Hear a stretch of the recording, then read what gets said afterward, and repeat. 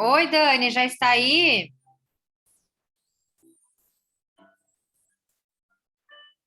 Dani, tá me ouvindo? Eu vou desligar aqui o computador que está ligado. Desculpa. Não tem problema.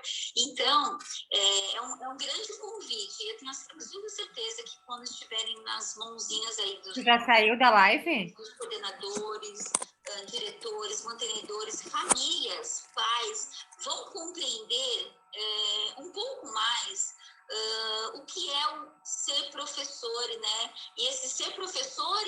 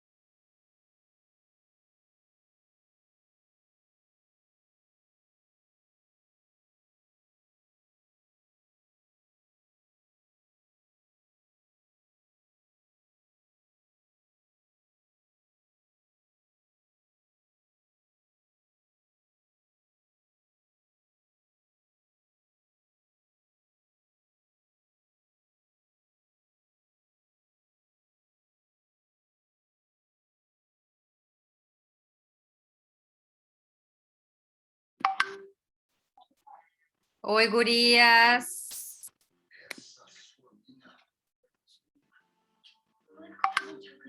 Eu só me arrumei no primeiro dia, agora até os brincos.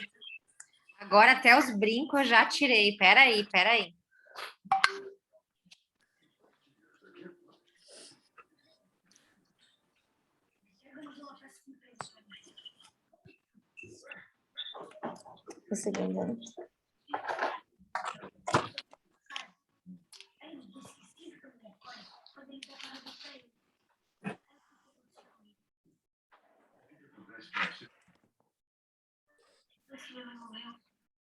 Ninguém lembra mais de mim. Desde o meu aniversário. Ah, filho. Desculpa, é que assim, ó, a vida da gente é muito dura, filho. E aí a gente vai esquecendo de um monte de coisa. Inclusive de verdade. Eu sabia. Sabia? Eu contei pra ela no café da manhã. Mas ela deve ter esquecido. A gente comentou. Não é, filho, eu cheguei de viagem agora.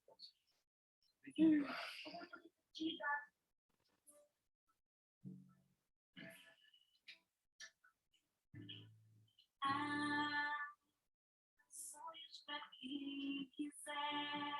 Posso começar, Dani? Pra quem tiver vontade de sonhar e de brilhar.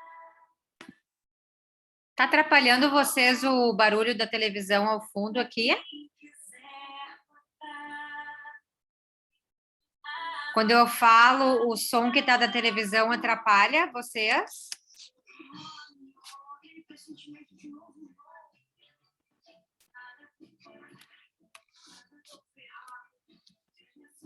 Hein, gurias?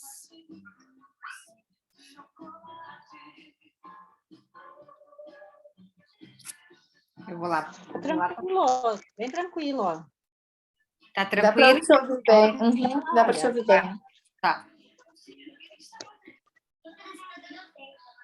A galinha? É, a Duda tem, ela gosta muito de festa. Já que a Larita, a gente vai ficar em casa. Ai, eu fiquei com água na boca daquele drink da Ângela lá, todo rosa, deve ser de morango, com leite condensado. Então, entra na frente para as galinhas. Só que não é a mesma coisa. Toda vez que eu levo a Duda para passear, ela bota muito. Não deu água na boca em vocês também? Tô só aqui, só na aguinha. Eu tô evitando que o pressentimento vire um acontecimento. Baixa um pouquinho, meu amor. Não tá atrapalhando, só pra mãe não ir pro quarto. E é um novo, né? Uma miniatura de casa, assim, muito feitinha, sabe? Tá. Bonitinha. Presente de aniversário, né? Ai, eu não acredito. Não acredito. A gente vive contando centavos nessa casa. Eu não sei nem comprar um par de sapatos pra mim. E você vai lá e compra um brinquedo carinhoso pro seu filho. Fui eu que dei. Ele fez aniversário e eu fiz a ingratidão de esquecer isso.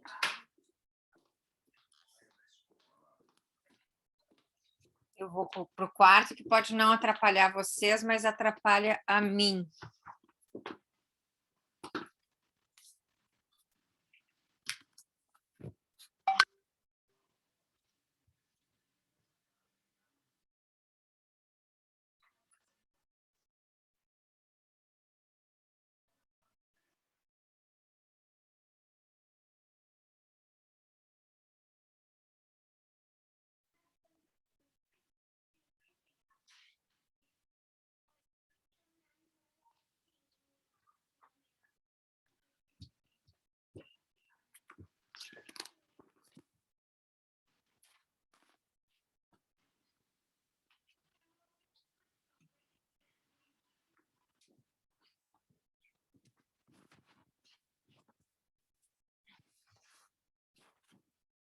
Cadê esse povo, gente? Vamos começar, então, fazer o nosso brinde inicial. A Silvia, a Ângela estava comentando com as gurias aqui antes de tu entrar, que deu água na boca, deve ter leite condensado com morango. Uma Ó, vou te falar eles ficaram bravos comigo porque eu pus leite condensado. Eu falei, não, tem que ter, fica gostoso, docinho. Vamos começar então.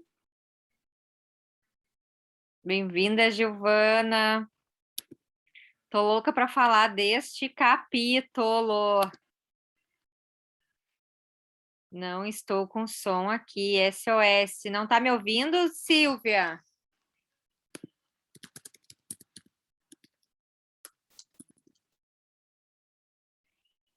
Deve ser alguma coisa no teu... Deve ser teu volume.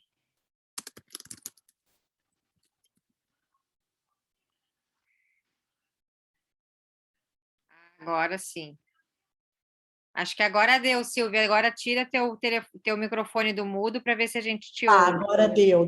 Me ouve? Isso. Ai, que bom, obrigada. Estamos ouvindo. Tudo certo, então, gatas garotas? Tudo certo. Ai, Michele, eu tô louca para entrar no teu programa lá, daquele livro maravilhoso.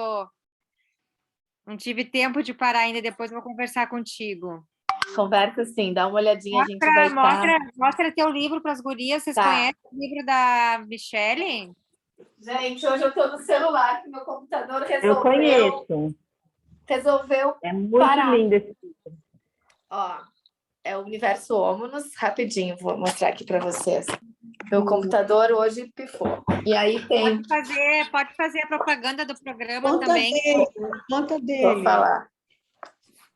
E aí, gente, assim, ó, dentro do Universo Omnus é um espaço bem lúdico, tá? A intenção foi através daqui, vai ter 5 regiões, que é através da empatia, o deserto da autonomia, são várias regiões com várias metáforas para a gente trabalhar as habilidades socioemocionais. Só que antes da gente entrar para desenvolver com as crianças foco, determinação, todas as habilidades que são importantes, o que esse estudo, né, e aí baseado muito no trabalho do Renato Caminha, que não sei se vocês conhecem o trabalho dele, mas é para mim uma grande referência. Antes disso, a gente precisa trabalhar com essa questão da educação emocional e da regulação emocional. Então, dentro de Omnus, a gente vai ter ali 3 metáforas importantes para isso, que é o vulcão das emoções, o barco da flexibilidade dos pensamentos e a pescaria dos comportamentos da comunicação. Então, aí a gente fica na tríade, né, que a gente também, a gente vai estudando, a gente vai entendendo isso, né, que para a gente se comunicar assertivamente, respeitosamente, a gente tem que estar cuidando das nossas emoções e tudo. E aí eu vou estar com o Renato, com a Cristiane Reis, com a Yara Machini, deixa eu ver, gente, a Elaine Chagas, vai ter um time especial comigo na expedição que começa agora no dia 15 de setembro. Vão ser 6 encontros não sequenciais, vão ser 6 encontros com datas marcadas de acordo com a disponibilidade dos convidados. E que o formato é assim, Karen, a gente vai trazer a metáfora que está em Omnus, trazer uma aplicabilidade prática com as crianças, um PDF com atividade, e a partir daí aprofundar o assunto com um convidado. E além disso, o objetivo é realmente a gente estar trazendo essa consciência, por isso essa questão, né, da parentalidade consciente. Então, trazer todo esse conhecimento para as famílias e para quem trabalha com família, seja terapeuta, orientador parental, seja o professor que está ali, mas trazendo sempre essa consciência de que o protagonismo da educação emocional é nosso. E por isso espaços como o teu aqui... Deixa eu te perguntar uma coisa. O livro e essas atividades desse programa aí que vai ter, a gente como mãe pode aplicar individualmente na criança, pode fazer em grupo, como é que a gente pode aplicar o livro e as metáforas e as atividades, o PDF, essas coisas? Tá, o livro, porque ele foi colocado o nome Atlas, tá? Por que Atlas? Assim como o Atlas do mundo, né, real, a gente vai abrir com uma criança de 5 anos com um mediador, seja o pai, seja o professor, seja a mãe, o terapeuta, enfim, precisa desse mediador. Então, assim, uma criança de 5, 6, 7 anos, para entender o Atlas, ele vai entender o quê? A metáfora. Ele vai entender o vulcão, ele vai entender o chá da calma, o grão da paciência, ele vai entender as metáforas. mas o complexo todo, ele vai entendendo. E aí precisa desse mediador que somos nós, mães, sim, né? E professores e os terapeutas que estão usando bastante como um recurso de aproximar. Por exemplo, lá tem a fenda da depressão, entrar em assuntos. Aí, o curso em si, né? Por que o curso surge? Eu estava, o Omnus, a primeira vez, assim, que foi para um grupo grande de terapeutas, foi no livro Terapia, da Yara Machine. Eu me lembro como o curso surge, porque a gente pediu. Isso! Aí vocês Tava pediram lá. um curso. Eu tava Isso, lá. então pronto, querida. Então tá. Então vocês pediram um curso e aí, eu me preocupei muito, assim, qual foi assim, a demanda?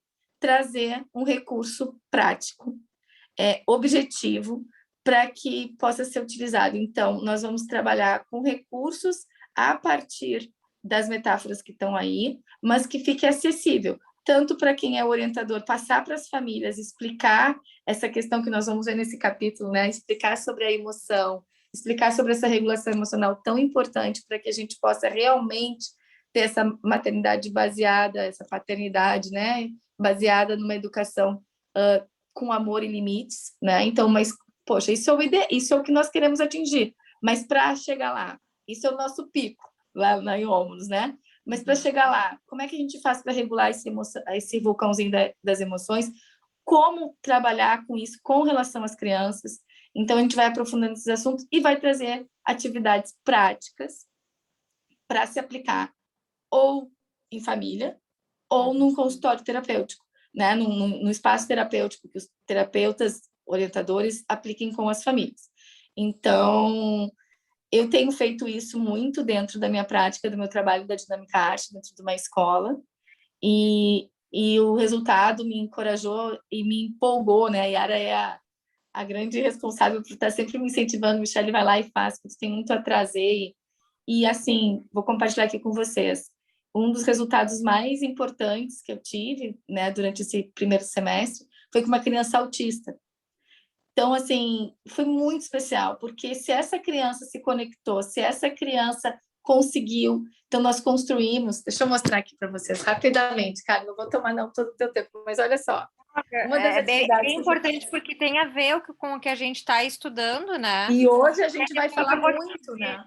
Eu vou te pedir depois para tu compartilhar o link do teu livro para comprar. Eu não sei se tu vende diretamente ou se é pela Amazon que a gente compra. Esse está pela Literária, eu acho que está também assim, um valor bem 39 e pouco, está bem acessível. E a expedição, com esses 6 encontros com profissionais, até o dia 5, tá? Ela vai ficar, cada encontro, menos que R$50 também. É só para... A gente sabe, a gente tem que viabilizar certas coisas, né? O objetivo é que chegue. E eu vou colocar, assim, um recurso que é um dos que a gente vai apresentar, mas esse daqui, tu vai construindo com a criança com um pouquinho de argila, dá menos trabalho do que a gente imagina.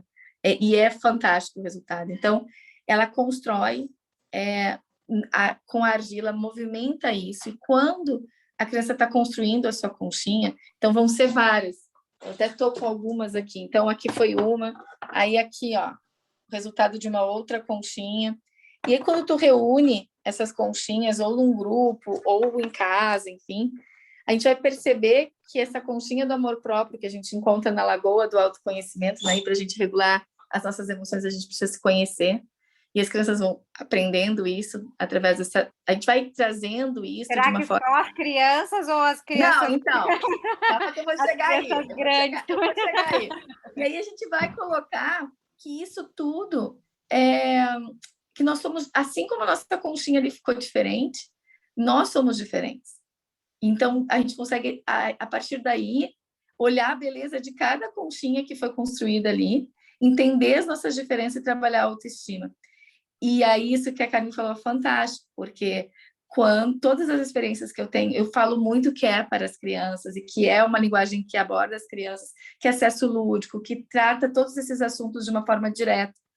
E é proposital, porque os pais vão dizer assim, poxa, mas isso me acessa.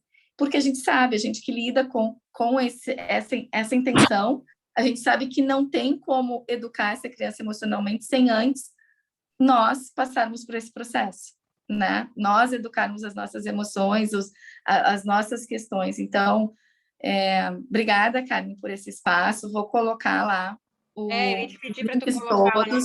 o link do teu livro para a gente comprar certo, né? Aham. E o link do curso dessas Então, dinâmicas. eu vou colocar o bônus também lá para vocês terem um desconto também para esse nosso grupo aqui, para tornar mais acessível ainda a entrada, porque eu realmente estou muito grata e feliz de ter conseguido reunir esse time com o que a gente vai trazer de conteúdo e a forma que a gente vai conseguir fazer isso, que é, por exemplo, trazer o Renato Caminha, para quem não conhece, assim, mas ele dentro de uma linguagem acessível para as famílias. Então, o que eu estou pedindo para ele? Eu quero que tu fale tudo isso, vai sair agora, ele vai sair no final do ano o novo livro dele sobre a tríade da regulação da educação emocional, falando exatamente, vai dar todo um embasamento teórico para essa questão do vulcão das emoções, do barco da flexibilidade, da pescaria da comunicação, e todo esse embasamento científico, o objetivo na expedição é que seja colocado de uma forma muito leve, direta, com conhecimento, para que a gente possa aprofundar, mas muito prática. Tudo bem, eu já entendi, eu preciso regular como? Como eu faço? E aí a gente vai ter essa oportunidade de estar também, além de aprender os recursos de ómulos... É bem o que o Daniel está trazendo bem aqui. O que ele faz.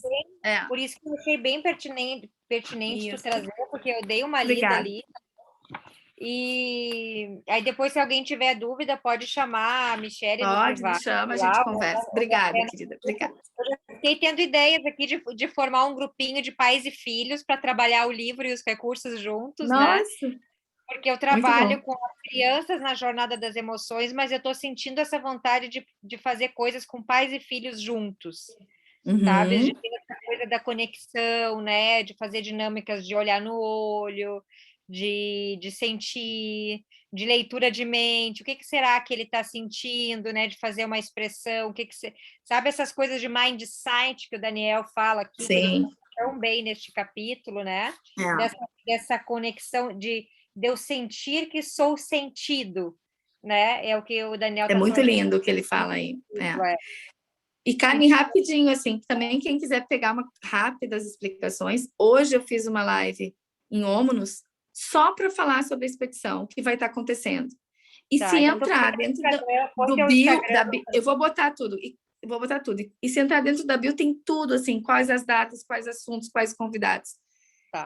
Mas, acima de tudo, assim, muito obrigada por esse espaço, por a gente estar aqui, porque movimentos como esse que vocês estão promovendo, da gente sentar, a gente conversar sobre a literatura de um livro, sobre aprofundar, é o que nós precisamos despertar nas famílias, assim, é isso, porque antes de ser para os outros, é para nós, né, cara?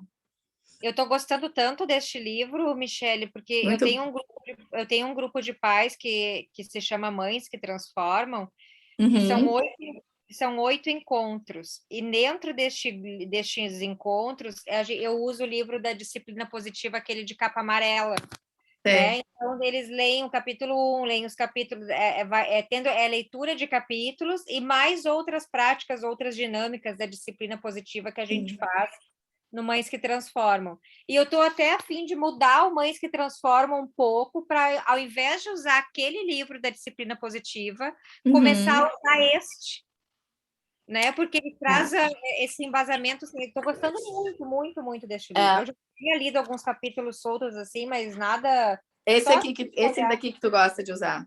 Esse aí é que eu usei até então, né? Nos grupos que eu estou vendo. Mas eu trago no grupo, assim, nos encontros, eu trago as 5 linguagens do amor, o cérebro da criança, né? Eu trago outras coisas ali, os temperamentos infantis também.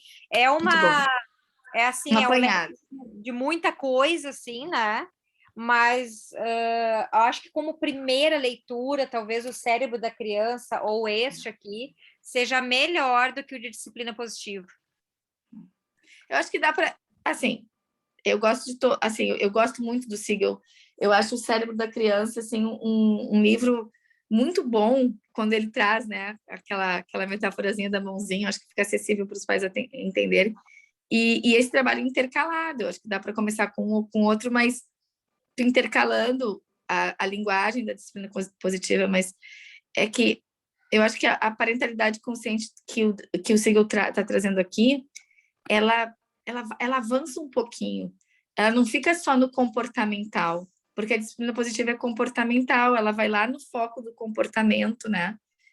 O que a gente deveria de falar quando a gente está encorajando, quando a gente não está, mas às vezes não é tão simples, e a gente vai ver nesse capítulo de hoje, assim, simplesmente mudar o comportamento. O que está por trás desse comportamento, né? Então, vamos entrar no nosso capítulo. Vamos. Então, depois tu coloca tudo lá para gente. Boto lá, querida. Obrigada, viu? Obrigada. Nada. Estou esperando você. Cada hora eu fui chamar para aprender mais, para saber mais, aí aproveitei aqui agora para as gurias já saberem também. Não, e hoje que eu estou aqui, o meu computador, coisas da vida, né? Fecha, tipo, não abre, não abre, simplesmente não abre. Eu resolvi... Então, vamos fazer um brinde inicial, ou é só a Ângela que está no clima de happy hour, porque está todo mundo no chá, na água, né? A Ângela só que está entrando no clima, nós estamos para trás, né? Nós estamos para trás. Cadê a Ângela? Está ali. Eu estou aqui numa aguinha. Ai, Daniela, me perdoa, mensagem de encorajamento. Depois eu tiro a cartinha e mando no grupo. Vou fazer bem concentrada. Então, seguindo o nosso roteiro aqui, revisão do capítulo 1 e 2, eu queria trazer para vocês o quão bom foi colocar no caderno. Vocês estão me vendo, o meu caderno? Deu 2 páginas.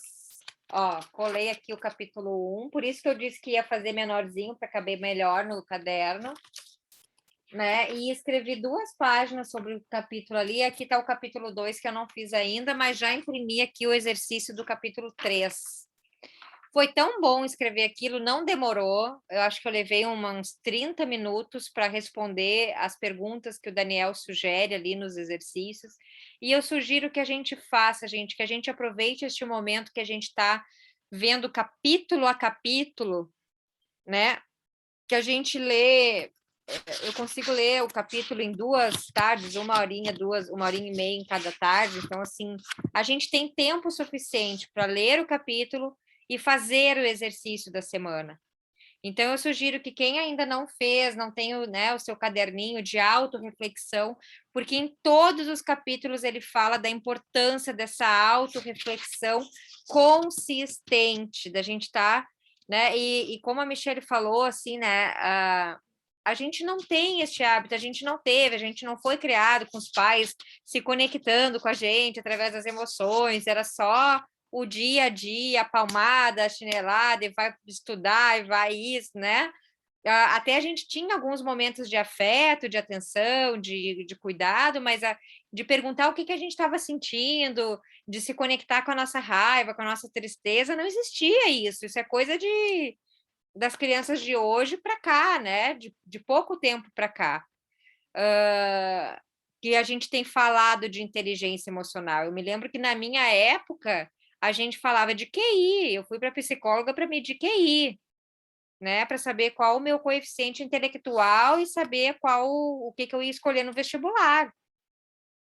Então, isso é bem recente, então a gente tem que se tratar, digamos assim, entre aspas, né? A gente tem que olhar para essas emoções nossas e ver como que a gente reage diante da educação. E para mim tem sido assim, ó, eu sinto que eu estou sendo mãe de mim mesma. Por isso que eu perguntei do livro da Michelle, serve para a gente? Então, vamos falar nesse capítulo que eu achei, assim, confundi um pouco a minha cabeça, aí eu vou aproveitar que a Michelle está aí, outras psicólogas, não sei se tem outras aí, acho que a Marília também, não sei quem mais é psicóloga. A Marília não? Confundi, então, Marília. Silvia? Ou quem entende dessa coisa de emoções. É que a gente está em tudo que é grupo, né, Marília? Eu já fico achando que você é psicóloga também. Eu não sou, eu sou psicopedagoga e pedagoga, mas, enfim. A gente já Então, fica assim, se metendo, né? A gente vai se metendo. Uma de metida de psicóloga. Então, na introdução, eu destaquei a seguinte frase: é compartilhando emoções que aprofundamos as conexões com os outros. Então, ele fala ali que é partilhando emoções que a gente as forma. E ele conta ali a história, né, do caso da mãe, que o menino traz os besouros, né? A mãe sai para lá com esses besouros, né? Então não se conecta com aquela alegria, com aquela sensação de descoberta da criança. E o quão importante seria, né, ali na página 7.4. Quem é que está aí?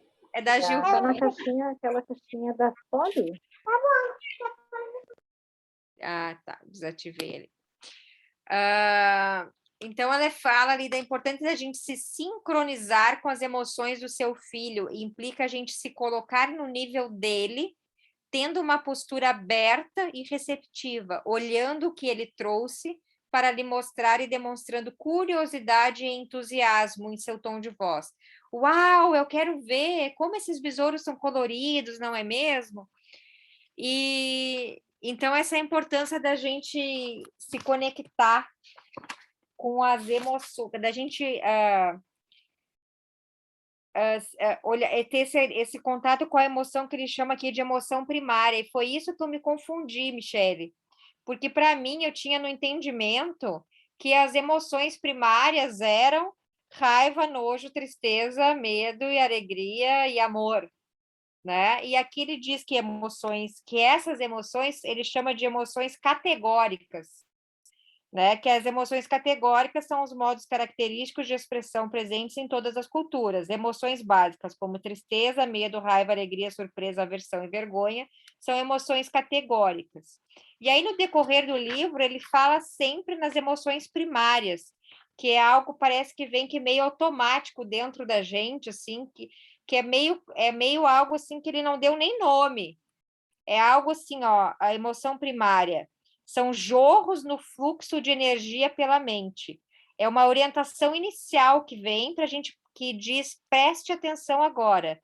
E tem uma avaliação e estimulação de bom ou ruim. Eu queria, Michele, que tu me falasse um pouco sobre isso, ou alguém aí, para me ajudar a entender que isso bagunçou as minhas ideias de emoção primária e emoção categórica. Ou se é alguma coisa na tradução das palavras. Eu posso continuar dizendo que raiva, medo, nojo, tristeza, alegria é emoção primária? Porque assim, isso... ó, primeiro, tá? Eu também não sou psicóloga ainda, né?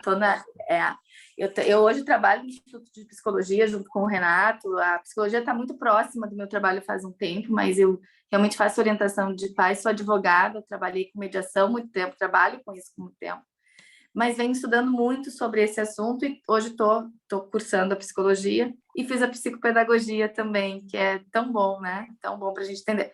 Mas só para colocar isso, porque daqui a pouco eu não estou aqui falando de um lugar de... Eu achei que tu era psicóloga pela... Não, mas olha só, essa abordagem, quando eu li, eu também fiquei assim, poxa, é uma...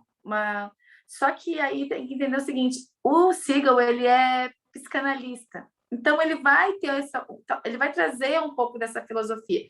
Eu gosto de me basear na linha da TCC, que é uma linha dentro da psicologia, e para entender bem isso, eu vou fazer aqui uma propaganda do livro do Renato, tá? É fantástico esse emocionário. Ele é um emocionário que tu vai conseguir entender super isso.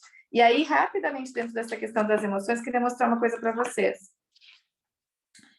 Ele, por exemplo, porque tem o Ekman, que vai falar das emoções e vai colocar a surpresa como uma emoção também primária. Ele destaca, então, o que a gente tem que ficar tranquilo? Cada autor fala de um jeito, tá, gente? Cada autor coloca as emoções de uma forma. O Ekman, o Renato tirou a emoção da surpresa, mas continua considerando as emoções raízes, as emoções básicas, a alegria, o amor, a tristeza, o medo, a raiva e o nojo. Então, acho que dá para a gente continuar pensando assim, mas eu entendi o que eu entendi do Siegel foi o seguinte: tem aquele momento tão impulsivo, tão reptiliano, que não passou nada ainda pelo córtex pré-frontal que faz a gente pensar, que a gente nem sabe ainda o que está sentindo. É uma emoção tão natural, eu acho que seria até assim, um antes da raiva, um antes da tristeza. Então, eu entendi dessa forma. Não Eu sei entendi se dessa também. forma também, que emoções primárias, ele diz que são a música da mente. Isso. Né? Que é meio que assim, é algo do teu sistema ali automático, que eu digo assim, que o nosso cérebro é como o intestino, o coração, o pulmão, que ele funciona automaticamente num sistema intuitivo, né? Sem o nosso comando consciente, então é algo que vem ali de acordo com aquilo que a gente vivencia e que realmente a gente não tem consciência, aquilo que a gente chama de inconsciente. E aí ele pede para a gente ter consciência de algo que é tão primitivo, né? E eu fiquei com uma certa dificuldade de, meu Deus, que hora que eu vou fazer isso?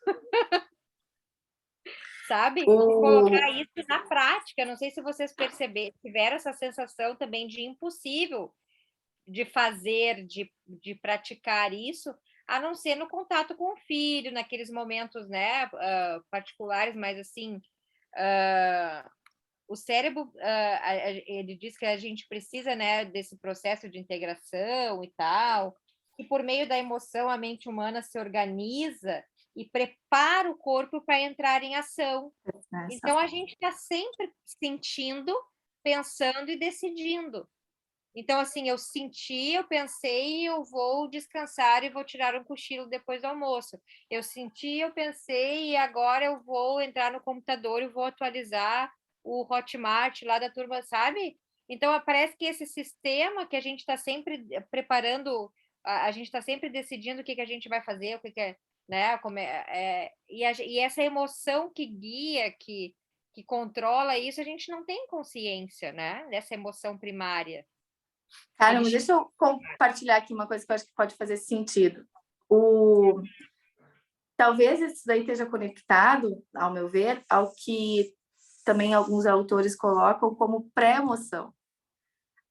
Que é assim, é aquele estado de bem-estar. A gente não está sempre... Aí eu vou um pouquinho, talvez, assim, baseado em outros estudos, assim, eu gosto de quando o Renato coloca assim, a emoção, ela é essa onda que vem. Nós somos o barco. Não sei se vocês conhecem essa metáfora. Eu acho isso fantástico, porque se a gente é o barco, nós não vamos vestir a camisa da emoção, nós não vamos ser a raiva, nós não vamos ser a alegria. E por isso que as situações, tanto agradáveis ou desagradáveis, elas vão ser passageiras.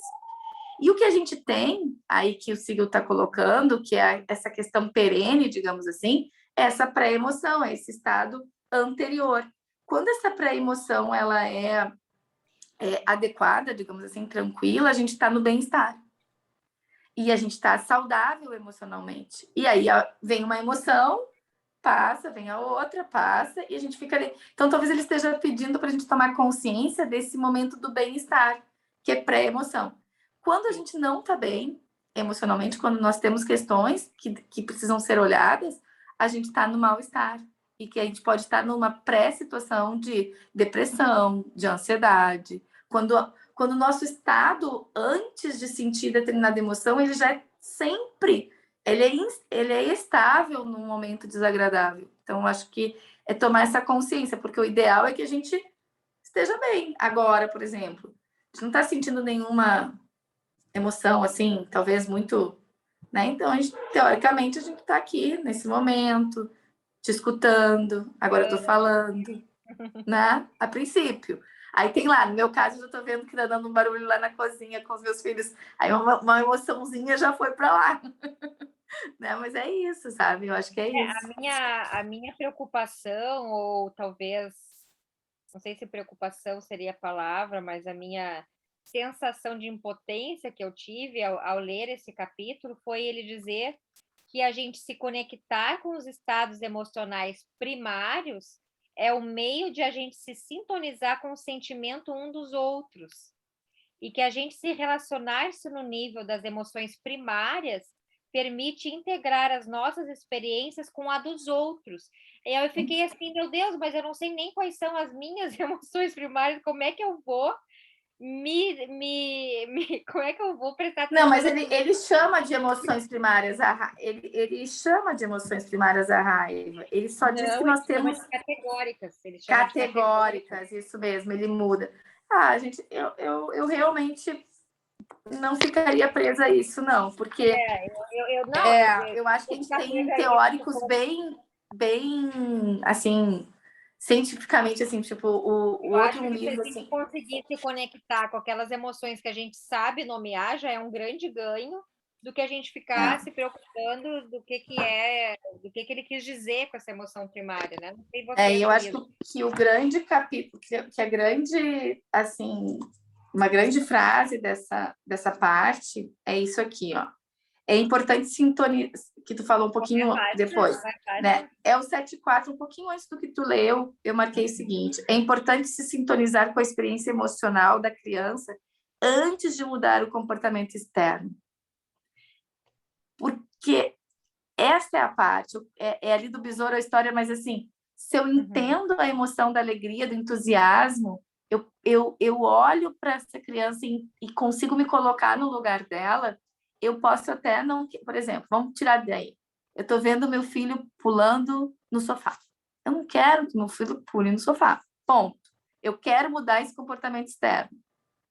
Antes de eu mudar esse comportamento externo, ao invés de eu simplesmente ir lá e não pula no sofá, não pode, se eu entender junto com ele o como é bom pular no sofá, eu sei que é bom, quando eu era criança eu também gostava, mas na nossa casa a gente não quer. Que tu não acha, Carmen, que isso é diferente a gente dar o comando sem se conectar e a gente dá o comando da mudança de atitude externa com a conexão? Não. Mas vai lá, Carmen, desculpa. Vamos lá. Vocês, gurias, o que perceberam deste capítulo? O que pensaram, sentiram, decidiram? Dani, bem-vinda. Oi, gente, aqui hoje a gente tinha, acho que a Carmen já explicou, né? Não, eu esqueci de explicar. Eu dei a palavra para a Michelle, perguntei uma coisa lá e esqueci de explicar da tua ausência, mas agora tu explica. Eu não vou interromper aí a linha de raciocínio se eu explicar agora? Não. Então tá.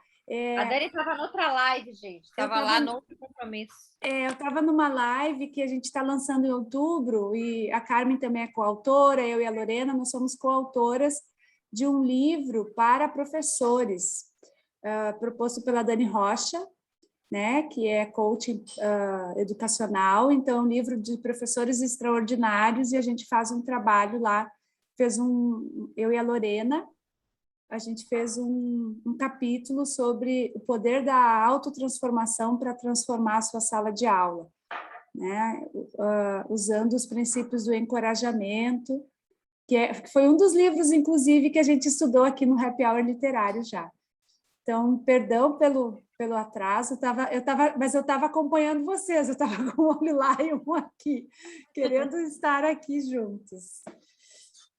Então, vamos lá, vamos deixando para trás essas nomenclaturas teóricas, né? E se a gente busca se comparar a gente com a gente mesma nessa questão desse contato com a emoção, seja o nome que for. Marília, tu tá com vontade de falar, eu tô vendo. Não tá dando para ouvir, porque eu sei que nesse fone não tá funcionando muito bem nesse computador. Ele dá uma falhadinha, mas tá dando. Não, só uma coisinha sobre essa coisa do primário, que eu entendi que ele está falando muito de estados emocionais, né? Então, ele fala de estados emocionais positivos, promovem a integração, promovem, aí aciona isso, dá um todo funcional, né? Ele fala, quando tem integração, tem um todo funcional, você tem memória, e aí, quando estados emocionais negativos, você não integra, favorece muito mais a rigidez e tudo. Então, eu acho que essa emoção primária seria, acho que nesse sentido, assim, dos estados emocionais mesmo. E eu acho que mais para frente, isso, quando ele vai lá, nos outros capítulos falar de apego, tem muito a ver com isso, assim, esse estado emocional que a gente... Então, assim, o menino estava super feliz, né? Um estado emocional positivo, quando a mãe vai falar só que não gosta de bicho, ela não se conecta com o estado emocional dele, né? Ela fica no negativo dela lá e isso não promove a integração. Então, eu acho que ele, não sei, faz muito sentido porque é um tema recorrente, né, nos livros dele, tudo, a integração e a importância dessa integração, como 1 mais 1 dá muito mais do que 2, né? Do que no cérebro, né? Os 2 hemisférios. Eu percebo eu percebo que a gente falar de emoção e nomear emoção é algo que é bem difícil, assim, quando a gente está em atendimento e tem aquele lá, os objetivos equivocados da disciplina positiva. Não sei se tem alguma mãe no grupo que é só mãe, que não é profissional, Dani, que entende estes termos que a gente está falando, que a gente acaba que nos... Eu não sei se tem... Tu tá com o áudio mutado, Dani. Tá com o áudio no mudo, Dani. Coloca no bate-papo aqui, para quem não tem conhecimento da disciplina positiva, seja profissional ou não, eu não tenho conhecimento da disciplina. Que quando a gente fala de emoções com os pais, eles meio que, não sei o que eu sinto, não sei qual destes. Né? Então, é bem... Mas quando ele fala lá do resgate das nossas memórias, né? Lá no capítulo anterior, depois ele vai fazer esse convite às memórias lá no 7 ou 6, eu acho que tem aquelas perguntas todas, porque justamente isso está evidenciado. Mesmo que tenhamos diferenças culturais de países, gerações anteriores e gerações atuais de pais ainda ouviram: menino não chora. E o que é o choro? É a expressão da emoção, é a expressão do que está sentindo. Então, menino não chora, menina faz isso. Então, a gente não foi dado, a expressão das nossas emoções não foram acolhidas. Ai, é feio ficar triste. Para que ficar triste? É feio sentir raiva. Então, quando a gente vai ouvindo isso, a gente vai criando uma dicotomia entre certo e errado. Certo é se fechar, certo é não se expressar. Chorar é errado. Ficar com a expressão... A gente até faz assim, para que essa cara fechada? A gente não faz a pergunta, o que está te deixando com essa carinha fechada? A gente pergunta, para que essa cara? Como se não pudesse estar com a carinha fechada. E a gente valoriza muito mais as emoções positivas do que as não positivas, né? Então, a Olivia acorda de mau humor, né? A Olivia acorda, tu sabe, né, Dani? A Dani presenciou uma semana a Olivia acordando de cara fechada, é irritada, é mal-humorada. Então, eu costumo falar algo desse tipo, assim, né? Melhora essa cara. Então, a gente não se conecta com aquele momento ali que a criança não está afim, ela não acordou ainda. Depois ela fica na alegria, depois ela vai achar o que fazer e acorda. Mas aquele momento ali, parece que a gente tem que estar sempre na felicidade, tem que estar sempre feliz, sempre alegre, sempre positivo. Parece que sentir tristeza é errado, sentir raiva é errado. E às vezes nem é necessariamente alguma emoção do tipo raiva, tristeza, sei lá. Às vezes é uma necessidade que ele fala lá, numa certa altura do capítulo, dessa descontinuidade de estar sempre em interação. Né? Sim, que a gente precisa. Eu brinco que depois que a gente é mãe, nem a ida ao banheiro, é mais assim, né? Daí eu lembrei que eu até coloquei aqui, que quando eu tinha escola, a gente tinha... lá na página 85, as necessidades... O último parágrafo que fala disso, assim, o foco intenso, que fala da experiência da junção, eu já fui lá para frente, tá? Não sei quantos vocês andam, mas que ele fala da necessidade da experiência da junção, de junção. Mas isso não significa que a gente tenha que estar o tempo inteiro sufocando, que também é, às vezes, um equívoco de interpretação que a gente faz. Daí diz assim, isso não significa que temos sempre essa experiência ou que temos que escutar e refletir o tempo todo a experiência dos filhos. Na verdade, o foco intenso e constante dos pais... Ufa, isso dá um alívio. Na criança, pode até parecer muito intrusivo para ela, como foi o exemplo que ela deu da menina no tronco da árvore, que ele deu no menino no tronco da árvore. Em relacionamentos entre pais e filhos, professores, estudantes, pacientes e profissionais, né? A necessidade cíclica de conexão e separação. Nós todos temos essa necessidade. Quando a gente tem, por exemplo, relação de dependência, por que hoje a gente está vendo tanto caso de dependência emocional? Porque as pessoas não estão tendo a oportunidade de viver esses ciclos, que são ciclos, assim, sensíveis, que a gente, os pais, nós temos que ser sensíveis às ocasiões em que a criança precisa de solidão e precisa de junção. Às vezes, o que a Olivia precisa é acordar com a carinha que ela está e ela fazer a integraçãozinha do cérebro dela, do corpo dela, sentadinha ali, assim. Eu brinco, eu dizia para ela assim, a tia Dani te entende, porque a tia Dani levanta às 7, mas acorda às 9. Né? Então, eu não acordo primeiro e depois levanto. E aí fala disso. Pais sintonizados respeitam a oscilação natural das necessidades de conexão e solidão. Será que a gente respeita isso com quem a gente convive? Eu estava falando que na escola que eu tinha, desde os pequenininhos, a gente tinha os cafofos, que eram caverninhas embaixo dos armários, em cima eram armários, os professores botavam material, embaixo tinha um nicho com colchonetes e almofadinhas com cortina. As crianças iam para ali desde 1 aninho e meio, todas as salas tinham, para elas terem o direito de vivenciar um momento de solitude, de estar elas. Já praticar desde pequenininha, assim. Daí elas, às vezes, uma ia lá e invadia, elas diziam, agora sou eu. Tipo, me deixa aqui. E tinha que ser respeitado. Só podia entrar junto se ela autorizasse. Inclusive, o adulto tinha que respeitar esse espaço. Então é isso, seguindo nas páginas, ali no capítulo, ele traz um case, né, de um homem na faixa de 40 anos que não sentia, que não se conectava com as emoções, que não se conectava com a mãe que estava doente, com o colega que estava doente. Aquilo não fazia tchum para ele, não. Não fazia nada na cabeça dele, né? E aí, então ele procurou a terapia com o Dan. E aí o que mais me chamou a atenção nessa parte desse subtítulo aí foi o Dan dizer de novo que a escrita autorreflexiva requer internamente a colaboração dos hemisférios direito e esquerdo.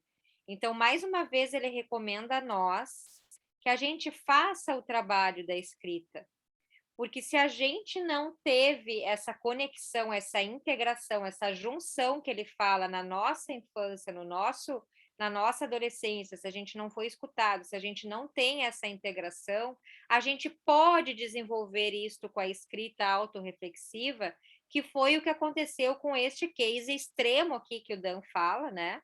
Que essa pessoa começou a se curar, digamos assim, a ter mais consciência do que ele precisava através dos exercícios que o Dan passava para ele escrever, porque o ato da escrita promove essa interação, né? Então, assim, fica de novo reforçando o convite para a gente fazer os exercícios do livro e também continuar com este caderno, né? Anotando as nossas coisas ali, as nossas reflexões, para promover essa interação, porque isso vai aumentar a nossa consciência em relação a essas emoções, a isso tudo que a gente está falando, né? E aí, esse subtítulo aqui da comunicação emocional, que mais me chamou a atenção foi isso, né? Que sentir-se sentido requer a gente se sintonizar com as emoções primárias próprias e de terceiros. E aí a gente entende essas emoções primárias da forma que soar confortável para a gente, né? Não vamos colocar um limite, uma barreira, uma armadura para esse termo, né? Como a Michelle bem falou. Mas eu vou pesquisar isso mais a fundo para nós, porque isso me... Mas eu vejo que é isso. E o que a Marília trouxe também, que é esse estado emocional, e aí só para... Vou fazer aqui um asterisco para ver se faz sentido para vocês, assim. a gente, até para a gente educar os nossos filhos já com uma terminologia diferente, né?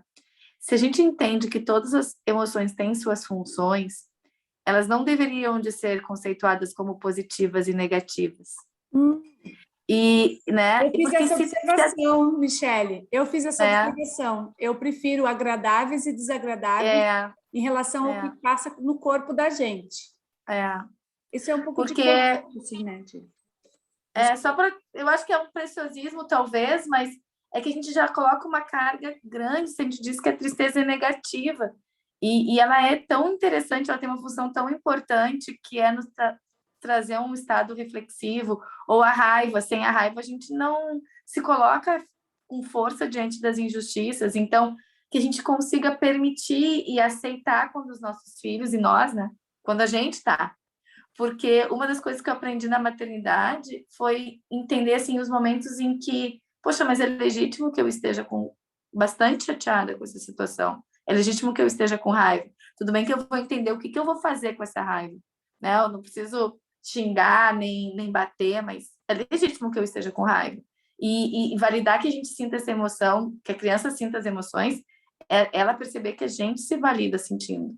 Né? E engraçado que na jornada das emoções com as crianças, a gente fala disso, eu falo disso, não sei se mais alguém aqui é facilitadora da jornada das emoções, mas a gente fala que não existe emoção boa e nem ruim, porque todas têm um papel positivo, né? Então a gente diz que a tristeza tem o papel de nos levar para dentro, para entender aquilo que está acontecendo, a raiva nos impulsiona para a ação, é certo sentir raiva, não é certo descontar a raiva no outro, né?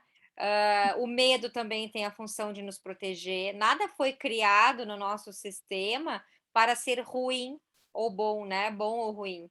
Mas a gente tem, eu acho que num inconsciente coletivo ou nessa pressão da sociedade, dessa busca da felicidade, de conceituar, né? Na hora que acontece na prática, na nossa vida ali com o filho, né, com raiva, com tristeza, com coisas assim, a gente tem a tendência de querer curar aquilo, de querer que aquilo passe, né? A gente se conecta um pouquinho, mas logo a gente já tenta desviar a atenção daquele sentimento para trazer o foco de algo bom. Agora vai brincar, agora não sei o quê, né?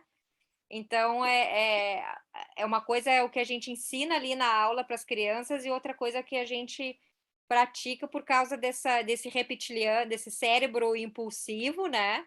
Que faz com que a gente continue conceituando bom e ruim para aquelas emoções, e na prática essa conexão, talvez com a tristeza, com o medo, com a raiva, acaba sendo um tempo menor do que o que a gente mesmo às vezes se cobra de se sentir tristeza, de se sentir raiva como adulto, né? Imagina eu não quero voltar se vocês já discutiram esse tema, tá? Mas assim, ó,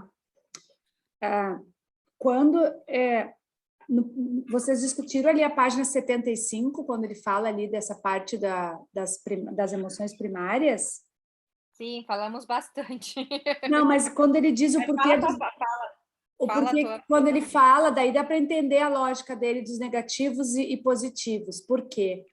Porque quando a gente não reconhece as emoções, quando a gente tenta velá-las, quando a gente tenta dizer, não chora, não precisa chorar, não precisa ficar triste, não, isso não quer dizer que a emoção não vai estar permanente. Ela vai estar ali dentro da pessoa igual.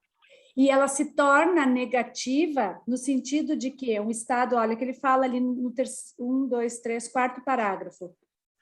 Emoção pode ser considerada um processo que integra entidades distintas em um todo funcional, né? Aí, estados emocionais positivos podem envolver aumentos da integração, ao passo que estados negativos podem diminuí-la. Daí ele diz, da alegria, da empolgação, aumentam, envolve a junção de muitos aspectos pessoais em um todo funcional.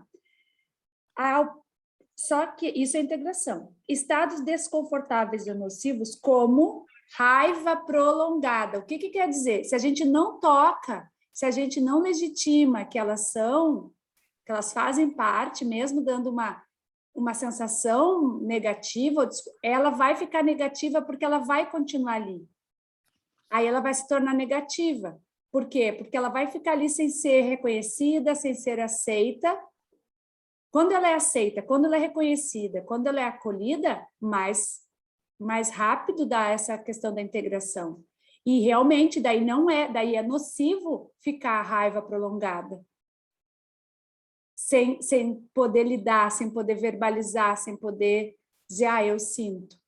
Então, quanto menos a gente reconhece, mais ela permanece no silêncio, né? E aí ele até diz, lá embaixo, em estados desconfortáveis, podem constringir a coordenação e equilíbrio de muitos aspectos de nós. Mais integração causa um senso de harmonia. Menos integração torna as pessoas rígidas ou caóticas por longos períodos de tempo. E aí entra esses processos que a gente vê, de pessoas ansiosas, de pessoas depressivas, de pessoas, né? Daí é da área da saúde, aí da Silvia e outras aí. Não sei se faz sentido isso, né? Mas daí dá para entender o porquê que ele usa esse negativo e esse positivo. Até que ele usa entre aspas, vocês viram? Sim, ele usa entre aspas, para a gente não se confundir. Eu adorei quando fala das emoções, são música da mente. Adorei também. Aí eu lembrei de um livro, dessa parte aqui da 77, eu lembro de um livro que eu tenho, um livro bem antigo, O que os bebês comunicam antes de falar, que são essas expressõezinhas, assim, de que está com medo, de que está fazendo apertado para fazer cocô, de que está com frio, de que está... Aí é muito interessante a gente ler as expressões, que é o que ele fala, né? Das expressões faciais que comunicam nossas emoções. Chegou a papuda, agora silenciou todo mundo. Vou parar. Vou comer o meu doce que meu filho me deu. Estou seguindo aqui os subtítulos. Mas é bom a gente voltar e trazer sem forma e estrutura. Vamos seguindo o fluxo do papo. E aí, então, no próximo subtítulo, ele traz a sintonia no sicomoro, que o sicomoro, que eu entendi ali, é o tronco da árvore, né? Da professora lá, daquela criança tímida, daquela criança que eles estavam tentando ali fazer que ela tivesse mais confiança, ela tinha, né, essa questão, e a professora teve uma reação muito entusiasmada que não condizia com o que a criança estava sentindo ali, que foi aquela superação, talvez um pouco com medo, né? E aí ele fala, que a Dani já comentou, né, que nos relacionamentos entre pais e filhos há essas necessidades cíclicas de conexão e separação, né, que talvez naquele momento ali, também anotei aqui, que quando a comunicação com os filhos é sintonizada, nós os apoiamos para que desenvolvam uma história integrada e coerente de suas vidas. Né? Então, que neste caso ali, a reação da professora não estava sintonizada. Bem-vinda, Lorena, tu já está aí faz tempo. A Maia também... Eu não vi todo mundo entrar ali.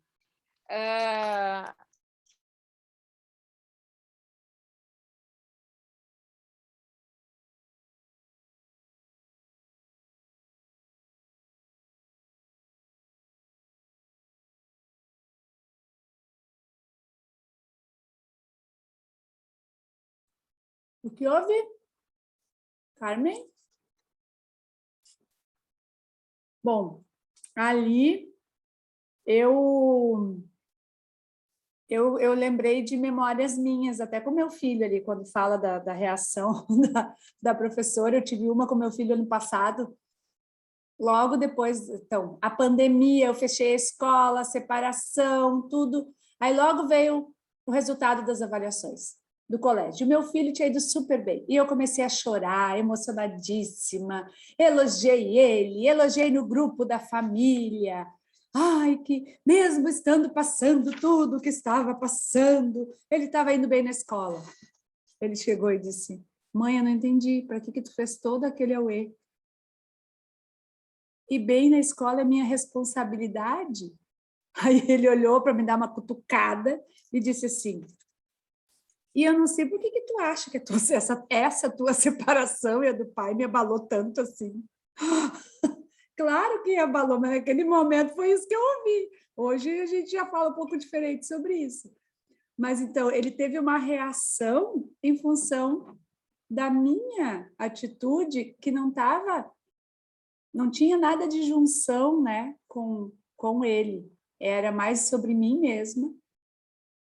E isso eu acho que é uma das coisas que a gente faz muito como adulto, né? Às vezes é muito mais sobre a gente mesmo do que sobre os filhos.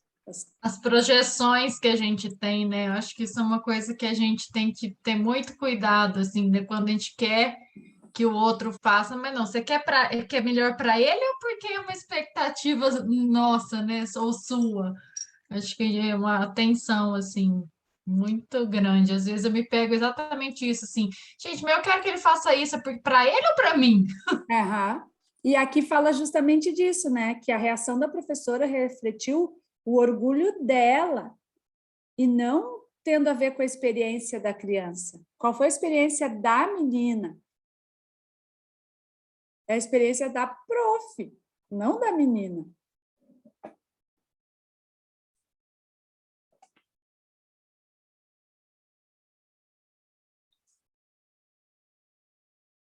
Que mais, gente? Está em silêncio? Aí ele Não, e aqui ele traz aquele reforço, né, Dani, que na disciplina positiva a gente vê muito a fala que ele sugere para a professora, não é de um simples elogio, né? Tipo, uau, tu conseguiu, que maneiro! E sim é reconhecendo o processo que essa criança... Porque quando a gente... Isso eu acho tão... É tão importante e às vezes é tão difícil para os pais, né? E colocar isso em prática, e eu me vejo isso também.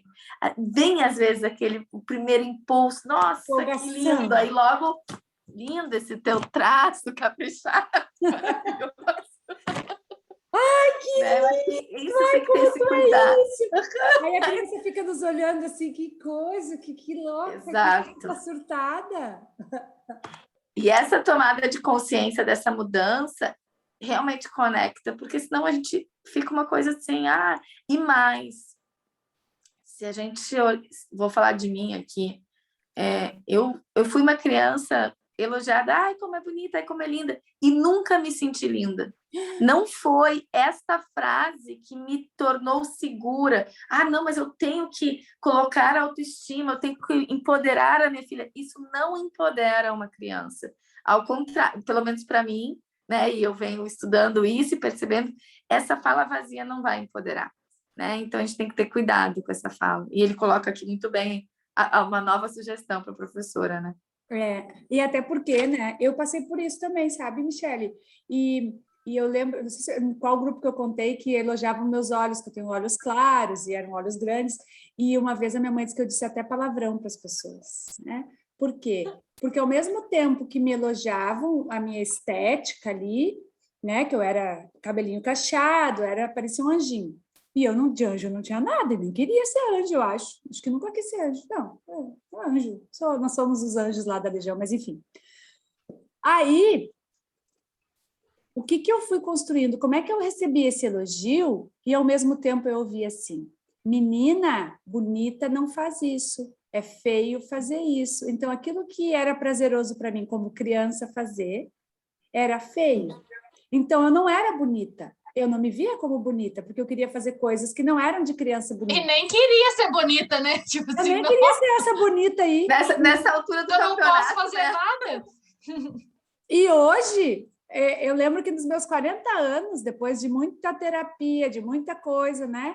Aí eu lembro que eu disse, olha, hoje eu estou fazendo 40 anos, fazia 10 anos que eu estava aqui na minha cidade, estou 10 anos mais velha do que cheguei, 10 quilos mais gorda, 10 vezes mais rugas, mas 10 vezes mais feliz e autoconfiante. E não tinha nada a ver com o que externava, tinha a ver com como a gente se vê, né? E ali ele fala até, né, que a essência da experiência da Sara não foi refletida nos comentários da professora, que, na verdade, foram acachapantes para a menina e não a apoiavam para voltar a se arriscar andando no tronco.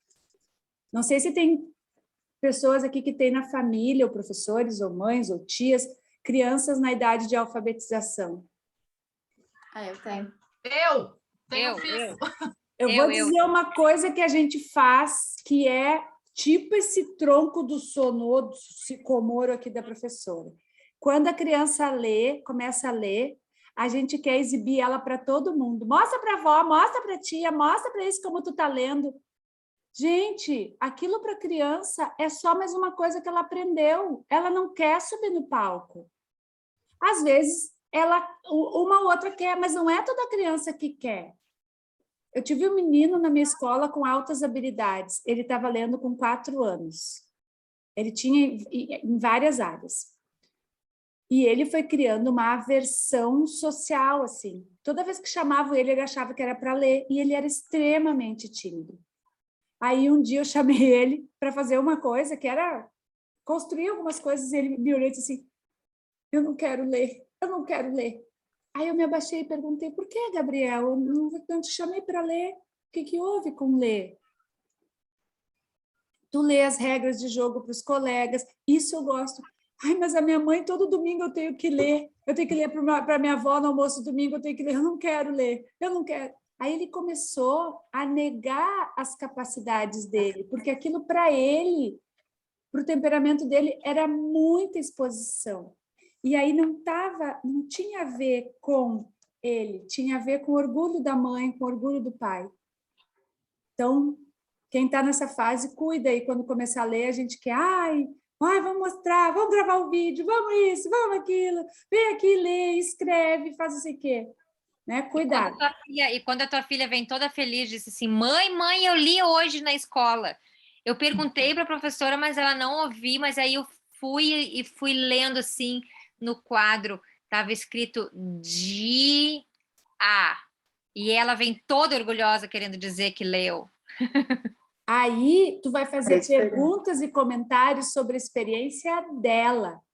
Agora, se tu disser, a mãe está tão orgulhosa de ti que tu está lendo, eu vou te comprar um monte de livro. É a tua experiência, não é a dela. Ai, desculpa, eu gritei, né?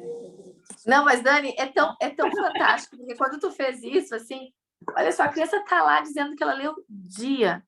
E aí a mãe diz, eu estou muito orgulhosa, né? Bota a luz. Gente, a luz era da criança que leu o dia, né? Então, depois que a gente toma essa consciência, parece óbvio, mas não é óbvio sem antes a gente estar tendo essa tomada de consciência. Não é óbvio. Então, eu acho que a gente tem que levar isso daí para muitas famílias. A gente não tem noção das consequências, assim. Eu, recentemente, Carmen e Dani vai saber disso, passei por um processo de ter que resgatar algumas crenças minhas sobre escrever. E uma das coisas que eu descobri foi exatamente isso, que eu fui exposta, porque eu ganhei um concurso de redação na minha escola. E isso colocaram, não me perguntaram, não falaram nada, colocaram, entregaram para todo mundo. Eu não sabia, eles leram a minha redação para todas as turmas. Não, e na verdade não era um concurso, era o que eu tinha escrito, tinha chamado atenção e eles acharam legal e leram para todas as turmas. E todo mundo me parava numa escola de 500, 600, aquela escola pública de sei lá quantas mil, me parava para fazer piadas sobre o que eu tinha escrito. E isso, para mim, aí na sequência, além de eu ter feito isso, aí na sequência teve um concurso e que tinha escrito um texto que os professores acharam maravilhoso, estava todo mundo esperando que o quê? Eu ganhasse o negócio. Gente, tipo assim, e eu não ganhei, aí piorou a situação toda dessa questão com a escrita. Isso virou um problema gigante, de eu achar que eu não tinha capacidade de escrever e de não gostar disso. E isso é... A ponto de quase escolher não participar de um capítulo de um livro porque se achava incapaz de escrever. E aí, tu vê o quanto uma criança lá de trás pode influenciar nas ações hoje. Claro que eu não deixei ela fazer isso, eu digo, tu vai escrever. Aí quando ela manda o trecho dela, eu penso, onde eu fui me meter? Essa guria escreve bem para burro, ela tem uma linguagem fluida, a minha já é meio trancada, o que eu vou fazer com ela? Gente, para eu escrever. Então, e para eu escrever esse um parágrafo que eu enviei, vocês não estão entendendo. A pessoa só faltou ter que embebedar, entendeu? Foi um negócio assim, tipo, para parar lá, não sei lá, no inconsciente, subconsciente, sei lá que. Gente, vocês não estão entendendo. E aí, esses resgates e essas coisas, foi exatamente a hora que eu vi. Falei, gente, olha só que loucura. Para mim, olha, e aí, sabe como surgiu essa redação que eu guardei? A redação que eu escrevi, que virou esse auê na escola, foi porque a professora tinha faltado coisas de escola pública. Aí foi uma professora só para poder lá segurar os alunos dentro da sala para não bagunçar a turma, então era uma pessoa nada a ver. Falou assim, gente, então tá, no tempo dessa aula vamos fazer uma redação? Tipo assim, nada a ver. Então, assim, o que isso teve de coisa na minha vida como um todo? Eu não passei em vários vestibulares por conta da redação. E aí, olha só, vou passar, a gente já está chegando, vou chegar aqui, Carmen, no 86, no subtítulo... Me põe de confitriã aí, só para eu ver os slides. Porque o entendimento emocional... Porque o entendimento emocional é tão desafiador na 86. Daí fala isso que vocês já trouxeram, que nós já trouxemos. Fala das projeções que a Lorena trouxe. Crianças são particularmente vulneráveis a se tornarem os alvos da projeção das nossas emoções inconscientes e questões irresolvidas. Vocês querem ver um exemplo disso? A gente botar, a primeira coisa, quando começa a dar conflito e problema de comportamento dos filhos, a gente botar uma criança pequena na psicóloga. Nada contra, gente, nada contra. Mas a criança tá sendo reflexo das projeções emocionais dos adultos, que ela está espelhando nos adultos, ela está em desenvolvimento, e os adultos não vão ressignificar as suas questões irresolvidas, como ele trouxe. A criança é um vetor de transformação, mas ela não está tendo o direito da escolha da experiência. Quem diz que ela indo é mais eficaz do que o adulto indo? Ou os dois indo, porque às vezes a criança vai e também o adulto vai. E aí fala... Mas um bom terapeuta para a criança, ele precisa colocar os pais nesse caminho, né? Porque senão... não, por isso que eu digo, daí junto, né? Eu disse, não é contra o trabalho, é contra entrar nessa coisa, porque os profissionais podem também, nós somos humanos, pode também entrar de forma inconsciente. Sim, a criança pode ser um vetor, mas é que eu sou educadora, defensora de criança e adolescente, né? Então eu penso, tá bom, mas esse pai e essa mãe já foram buscar ressignificar suas questões irresolvidas? Eu vou dar um exemplo que eu botei aqui do lado. Meu filho fez 15 anos. Ele estava 2 meses nos avisando que ele queria botar brinco. Ninguém disse para ele assim, não, nós não gostaríamos que tu colocasse brinco. Eu estava achando bem legal ele botar, porque eu acho que é essa a idade que ele tem que fazer essas experiências. No ano passado foi platinar o cabelo, ficou 2 horas sentado decidindo. Quando decidiu, pintou o cabelo, daí ele disse para a cabeleireira, gostei, mas nunca mais faço. Então, são exercícios de tomada de decisão. Botou o brinco. Ele me disse, piercing eu não quero, não gosto, e tatuagem também não. Eu disse, tatuagem eu só vou deixar tu fazer quando tu tiver 18 anos. E eu tenho tatuagem. Mas é que eu acho que é uma escolha que tem a ver com tomada de decisão, mas o brinco vai sair o buraquinho, se ficar, enfim. O que aconteceu? O pai dele, quando viu, disse, como que tu botou brinco? Tu não me pediu. E aí, mandou para mim uma mensagem, tu não acha que eu deveria ter sido consultado? Eu disse, olha, ele estava nos consultando há 2 meses. A gente não disse não, não pode fazer. Se a gente tivesse dito, ele ia argumentar ou ele ia aceitar, mas a gente não disse, então a gente deixou subentendido que ele podia. Aí o que eu ouvi? Eu não foi assim que eu fui criado. Não é esse tipo de educação que eu tive. Aí eu respondi, eu não era educadora parental, não era nada, eu era ex-mulher, eu podia chutar o balde. Aí eu disse assim, não devia chutar, mas chutei. Aí eu disse, olha, realmente, a educação que tu teve há 50 anos atrás não é igual a de hoje. Mas vamos combinar, né? Qual é a mesma referência que a gente quer da educação que tu teve para a educação do nosso filho, que eu não lembro mais? Então, assim, as questões irresolvidas dele, aí hoje me deu um insight. Eu comecei a namorar ele tinha 18. Ele não botou brinco porque o pai dele não deixou, ele queria ter usado o brinco. Boa! Então, Boa! como é que o filho usou e ele não pode usar? Pode Então, ali, e olha, gente, que legal que ele diz. No final da 86, sem um processo constante de autoconhecimento reflexivo, esses padrões parentais de reação defensiva podem gerar distorções na maneira de uma criança se relacionar e enxergar a realidade. Eu destaquei esse parágrafo também, sublinhei, circulei a palavra constante, né? Porque o nosso cérebro aprende por repetição, né, Ângela? A Ângela aí, que é Master Practitioner em PNL, sabe bem dessas coisas de como o cérebro funciona. Sem um processo constante que não adianta nada a gente... Quer dizer, não adianta nada. Adianta melhor do que nada, né?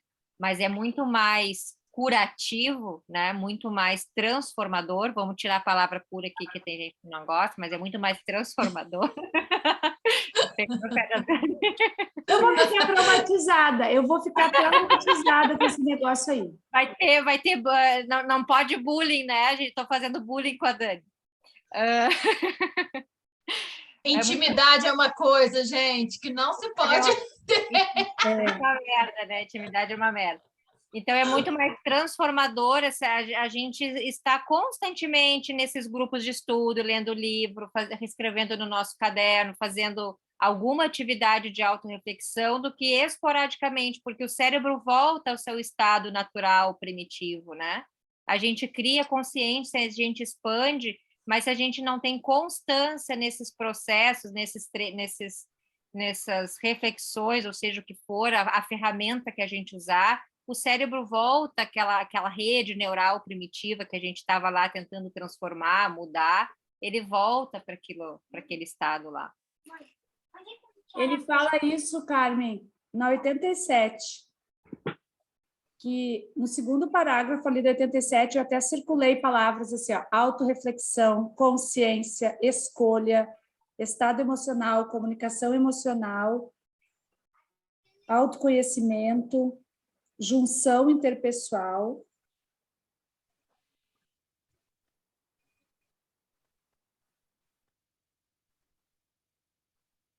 Isso aí.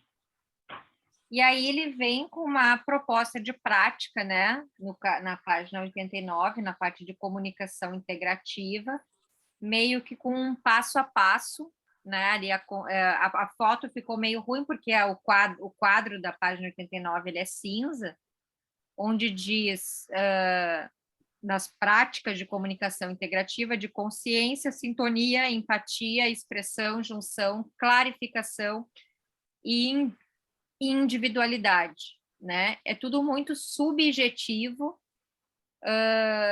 no começo, talvez, mas se a gente cria um processo de estar sempre em contato com isso, né? A consciência, dar atenção plena aos sentimentos e às nossas reações corporais, assim como os sinais não verbais dos outros, se a gente consegue treinar quando a gente está num diálogo, de observar, né, a linguagem não verbal do outro, permitir estar num estado de espírito de se alinhar com o outro, estar em sintonia, e aí eu acho que tem muito a ver com o capítulo da introdução, daquele estado de mindfulness, né, de presença plena. Enfim, aí ele traz esse passo a passo. Aí.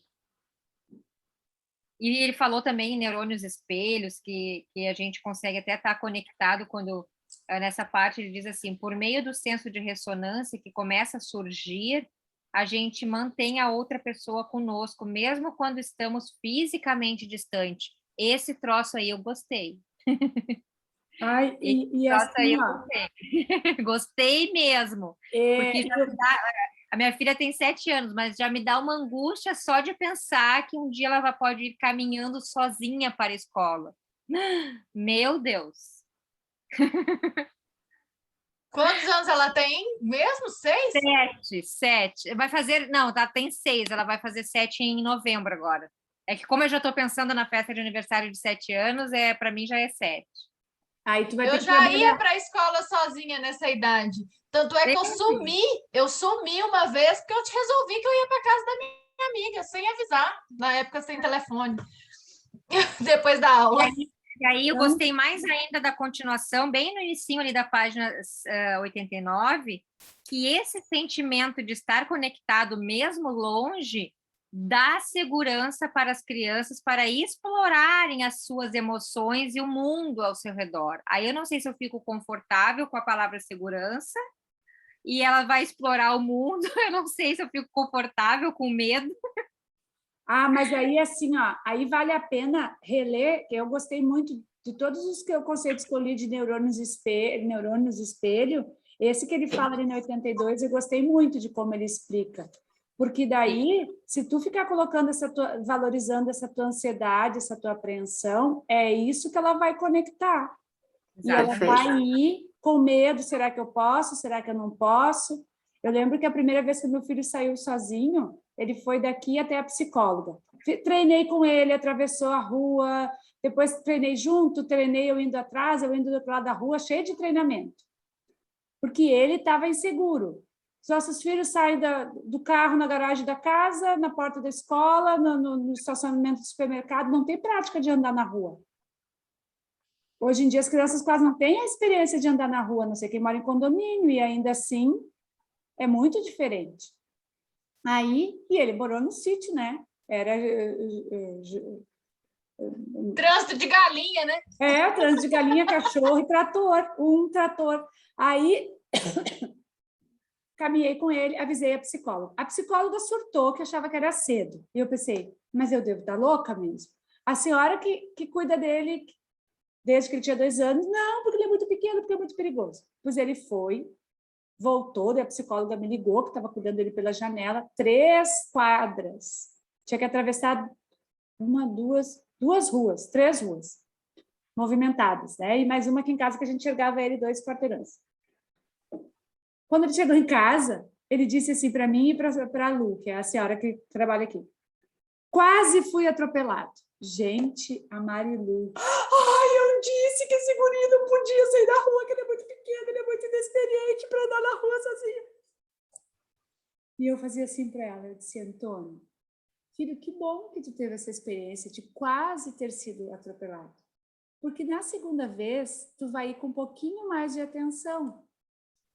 Porque se tu não fosse ter essa percepção de que tu quase foi atropelado, pode ser que na segunda vez tu fosse atropelado. Porque daí tu ia achar que estava tudo bem. E ela, meu Deus, bota na madeira, tá agorando o guri que vai ser atropelado.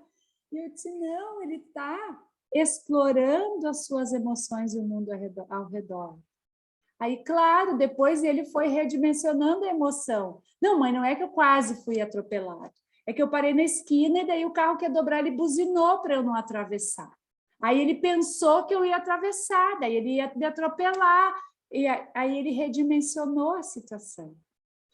Né? Porque eu não fiz aquele auê, assim, nunca mais, então vou levar de carro e tal. Então, são experiências, mas que são aprendizados para a gente também. É a gente fazendo esse autoconhecimento reflexivo, recontando as nossas histórias. E acho que tem muito a ver também das coisas que a gente ouve. Eu tenho muito medo, muita insegurança, muitas coisas, porque eu tenho uma filha única, né? Mas eu sempre cresci ouvindo dizer assim, que quem tem um filho não tem nenhum. Quem tem um não tem nenhum. Né? E, enfim, mas eu tenho um. E olha como fica e como precisa ser reorganizada essa crença que está aí, né? Porque, assim, a Dani tocou num ponto no livro que traz os neurônios espelhos. Se a gente... Como a gente quer que eles reajam na resolução de problemas é como eles nos veem resolvendo os nossos problemas. Então, assim, eu vou dar um exemplo, assim, tá aqui, ó. Um dos meus tá aqui, ó, o Vitor. Oi. Ó, a Lorena, a tia Dani te dando oi. Se a gente quer que eles tenham paciência, veio essa questão, quer que tenha paciência, tranquilidade para resolver, E se a gente na hora não tem, por exemplo, está num trânsito, alguma coisa não tem, não adianta o discurso depois para cima deles, eles estão nos observando toda hora.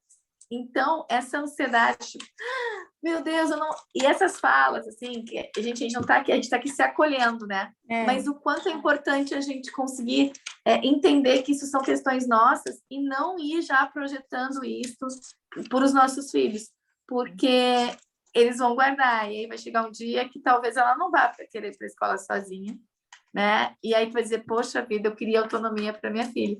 Então, assim, a gente tem que cuidar com esses nossos exemplos, né?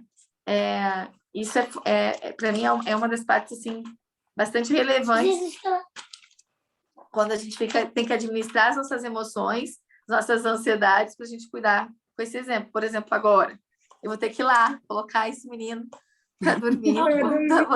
Vou pedir licença aqui para vocês. Tá, mas muito bom estar aqui. Obrigada, viu, por essa oportunidade de troca. A gente vai encerrar também, a gente já passou meia hora do nosso combinado. Talvez a gente faltou da gente comentar um pouco sobre a parte do holofote. Ela tem um ranço com... É 15 minutos que a gente passou. É 15? É 1h15? Achei que era 1 hora só, tá?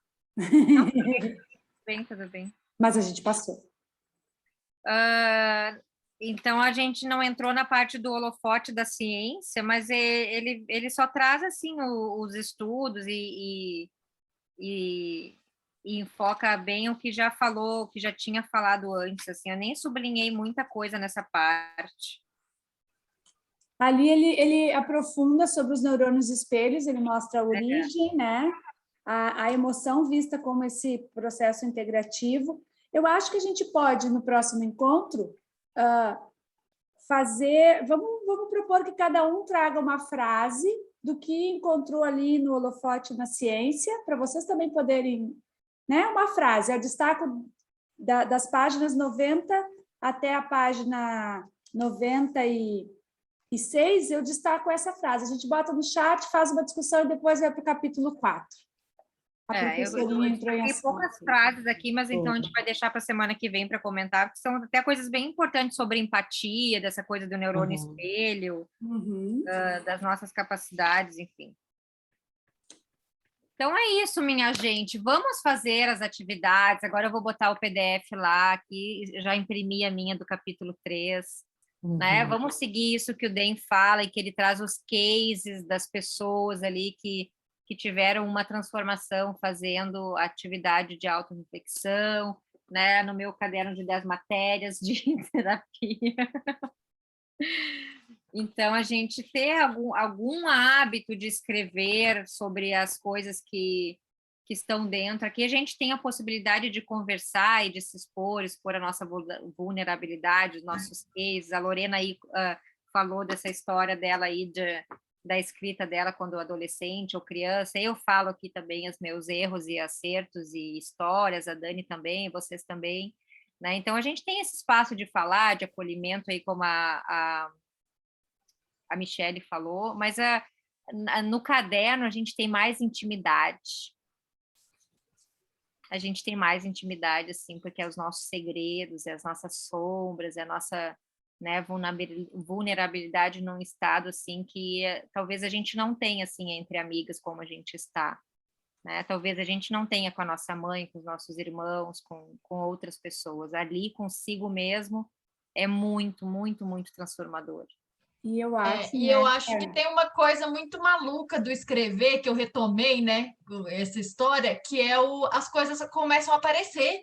A hora que você começa a escrever, você fala assim, onde que isso estava? Né? Quando a gente começa a escrever sobre, né, contar, ou que seja um diário, alguma coisa, o negócio começa e fala assim, gente, onde... Não...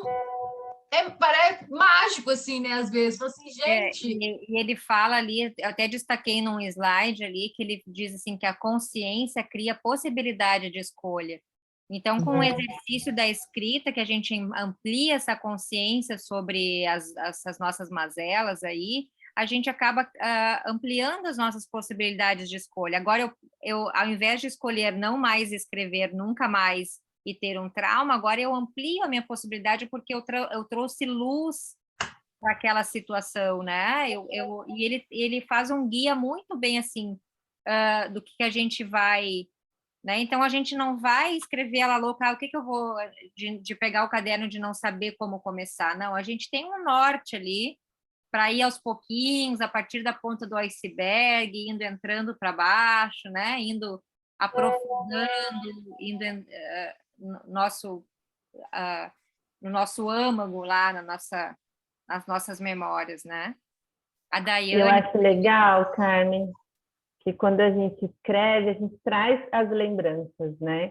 E a gente traz para a consciência muitas coisas que às vezes está lá guardadinha, que a gente já esqueceu, né? Então, isso é exatamente a impressão, é que esse acordo do negócio, falou assim, gente, socorro, meu Deus.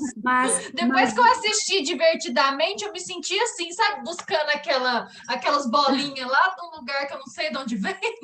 Mas ele explica ali no Holofote da Ciência, na página 91, ele explica isso sob a ótica da neurobiologia, que o cara lá, o MacLean lá, ele cunhou o termo cérebro trino, né? Daí ele vai falando, vai explicando cada parte. Lá embaixo ele diz, e o córtex pré-frontal e o orbitofrontal integra todos os processos, incluindo a regulação das emoções e a memória autobiográfica. Que é a consciência. Vem para a consciência essas coisas todas, né? Então, vem para o lugar certo, que é o da consciência, aquilo que está lá no límbico, em todos os outros espaços. E aí você consegue ajustar, né? Você vai alinhando, né? São as caixinhas que a gente vai abrindo das memórias, né? E aí você vai colocando elas no devido lugar, cada coisinha no seu lugar.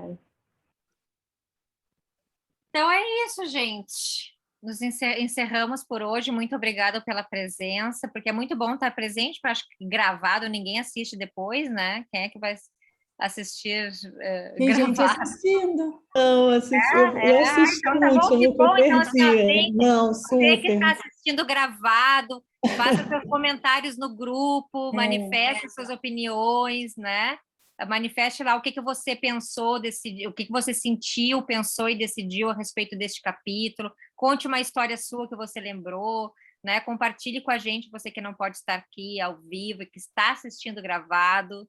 A gente quer saber mais de você, então entre lá no grupo e diga, gente, eu assisti, eu vi lá a história da Lorena, que eu também, né? Então comente com a gente, né? Brinde com a gente esse momento, né? Tire uma fotinho de você assistindo, gente, estou aqui com vocês, a gente quer saber. Né, Daniela? Sim. Eu estou aqui, eu quando estou olhando... Depois eu vou assistir a live de vocês lá, que vocês estavam lá, né? Estava muito gostosa. Minha internet, como sempre, caindo, mas estava muito gostosa. Então, tá bom. Amadas, então, bom feriado do dia 7 de setembro para todo mundo. Já fizeram fotinho? Não. Não, eu faço aqui. Giovana Blenda. Subiu. Cadê meu livro? Vou pegar o outro. Não consigo tirar. Cansa. Spoiler.